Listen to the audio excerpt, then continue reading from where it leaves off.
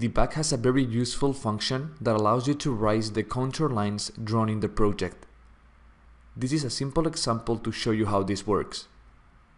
Whenever you have the contour lines of a topographic map, you need to know the base height and the interval distance between the curves. Then you can select the curves to 3D function and select all the curves or lines that will be affected by this function.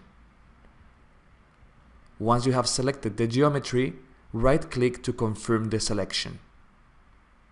You'll get this window in which you have to define the base height of the lowest contour line, for example, 50 meters. And now you need to define the distance interval between the curves. Let's type 50 meters as well. Once these parameters have been set, you have to draw a line that goes from the lowest to the highest contour.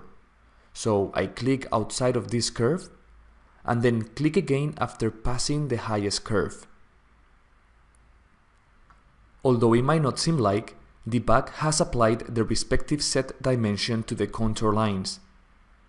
You can check this by pressing and holding the Alt key and orbiting while you press the left mouse button.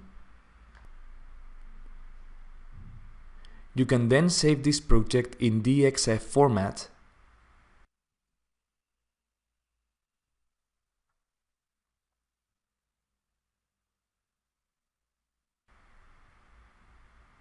And then you can import it in a 3D modeling software such as SketchUp.